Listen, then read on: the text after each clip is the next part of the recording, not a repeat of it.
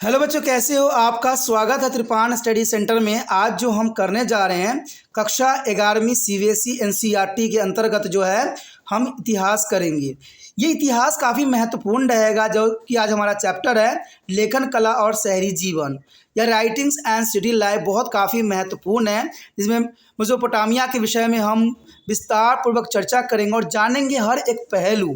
और ये टॉपिक कई मायने में हर एक क्लास के बच्चों के लिए महत्वपूर्ण रहेगा, चाहे वो सीबीएसई के बच्चे हो, चाहे नेक्स्ट के बच्चे हो, चाहे यूपी बिहार बोर्ड के बच्चे हो। इवन कि जो कंपटीशन तैयारी करते हैं उनके लिए भी ये काफ़ी महत्वपूर्ण रहने वाला है।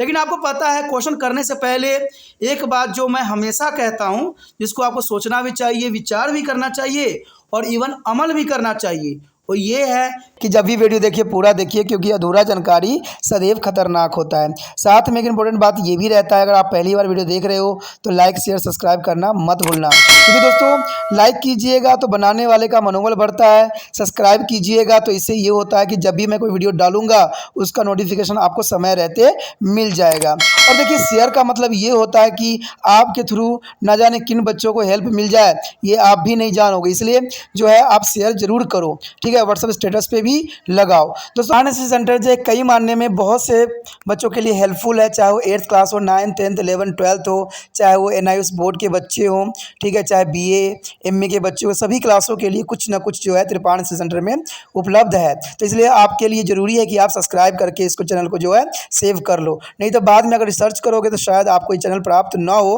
तो इसलिए सोचना नहीं, विचार नहीं करना है, सब्सक्राइब करके जो है अपने पास सेव करना है। दोस्तों ये तो बात था आपके लिए, लेकिन अब देखते हैं हमारा आज टॉपिक क्या है।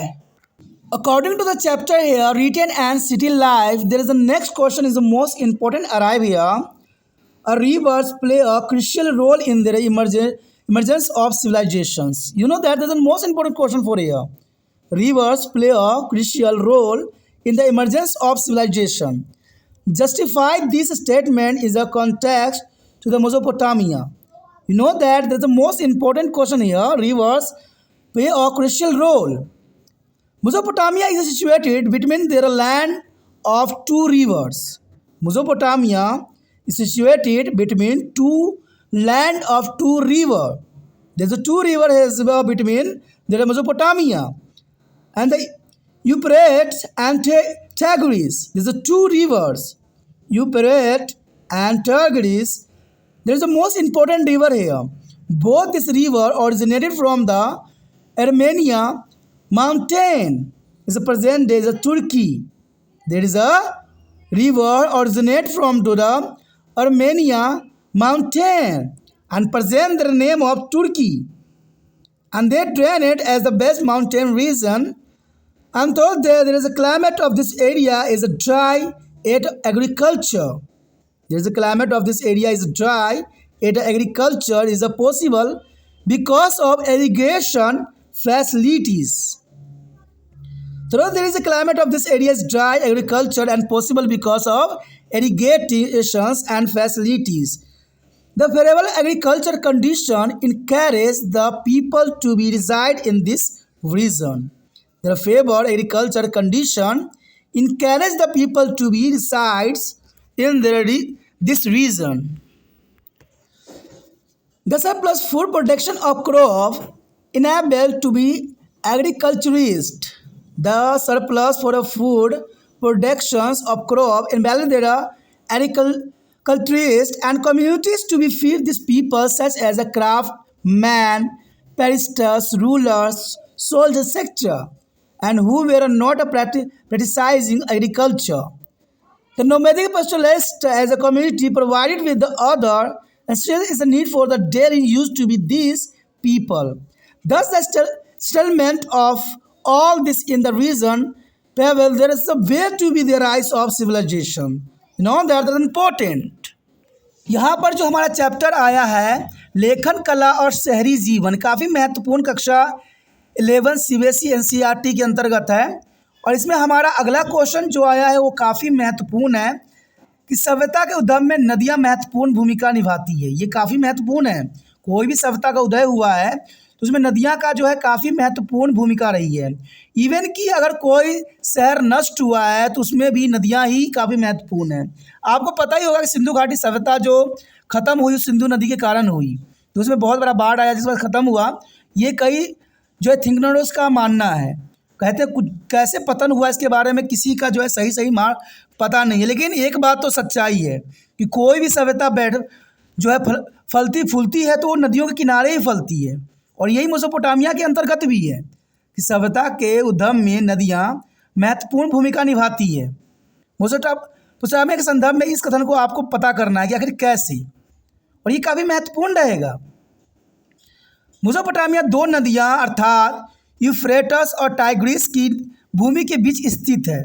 आपको पता होना चाहिए कि मेसोपोटामिया जो शहर है, मेसोपोटामिया जो जगह है, वो दो नदियों के जो है बीच में बसा हुआ है।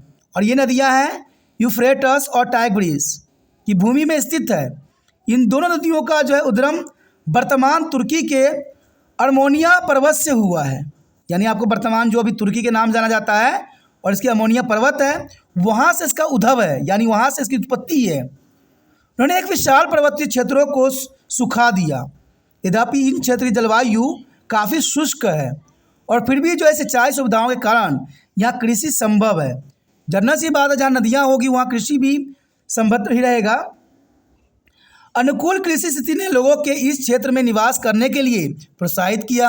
अब देखिए लोग भी निवास वहीं पे करते हैं जहाँ पर उनको कृषि जो है बहुत आसानी से हो जाता है, क्योंकि पानी उनकी सबसे महत्वपूर्ण आवश्यकता होती है। यानी जल की जो आवश्यकता होती है आपको पता ही कई कार्य के लिए होती है। कोई भी सभ्यता जो है बसती है, फलती फूलती है, तो वो नदियों के किनारे ही फलती फूलती है। इवन कि भारत में अगर आप देखोगे तो कई शहर जो है नदियों किनारे ही बसी हुई है, कई यमुना कोई गंगा किनारे बसी हुई है। तो ये काफ़ी महत्वपूर्ण है। और मेसोपोटामिया में भी यही खासियत देखने को मिला कि ये भी जो है दो नदियों के बीच में जो है यूफ्रेट्स और टाइग्रिस की नदियों के बीच में जो है बसा हुआ है। और इसी कारण यहाँ पर जो है देखा जाए तो कृषि में भी काफ़ी अनुकूल स्थिति दे देती है और लोगों को प्रोत्साहित भी करती है कृषि करने के लिए। फसलों के अधिशेष खाद्य उत्पादन में कृषक समुदाय को उन लोगों जैसे शिल्पकारों, पुजारियों, शासकों, सैनिकों आदि को खिलाने में सक्षम बनाया जो कृषि नहीं कर रहे थे। जनरल सी बात है, अगर क्षेत्र में कृषि होगा तभी जो खानाबदोश लोग होंगे या जो है शिकारी होंगे, शिल्पकारी होंगे, पुजारी होंगे, शासक होंगे, इनके लिए जो है पर्याप्त मात्रा में जो है कृषि की जा सकती है। और ये कृषक समाज पे ही डिपेंड करता है। खानाबदोश चरवाहे समुदाय इन लोगों के दैनिक उपयोग की अन्य आवश्यकता जो प्रदान करते थे।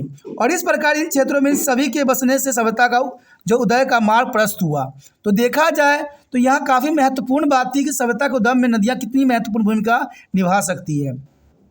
और ये मेसोपोटामिया के लिए काफ़ी सत्य सिद्ध होती है और ये काफ़ी महत्वपूर्ण क्वेश्चन भी रहती है एग्जाम व्यू से।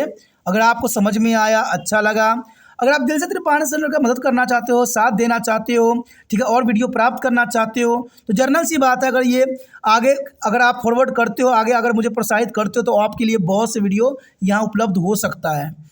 और इसके लिए आपको कुछ नहीं करना है, यूट्यूब से लिंक को कॉपी करना है, व्हाट्सएप स्टेटस पर लगाना है। जो बच्चे आपके कॉन्टैक्ट में होंगे ज़रूर आपके नोटिफिकेशन देखेंगे और उनको अगर समझ में आता है तो वो भी त्रिपाठी सेंटर को आगे वीडियो को देखेंगे। तो जनरल सी बात है, आपके अंदर भलाई की भावना होनी चाहिए, तभी जो है आपके लिए त्रिपाठी सेंटर हमेशा आपके लिए अच्छा से अच्छा करने की कोशिश करेगा। ये सोचिए नहीं, विचार न कीजिए, त्रिपाठी सेंटर को जो है अपने बारे में सेव कीजिए, शेयर कीजिए। ठीक है, पहली बार वीडियो देख रहे थे, पहली बार मेरे चैनल पे आए हो तो जनरल सी बात है जरूर सब्सक्राइब कर लीजिए, क्योंकि आपके लिए यहाँ पर बहुत कुछ है और ये सब आपको सब्सक्राइब करने के बाद ही आपको शायद प्राप्त हो पाए। सोचिए ना, नहीं ये विचार नहीं करना है, चलो सब्सक्राइब करके अपने बारे में सेव करना है।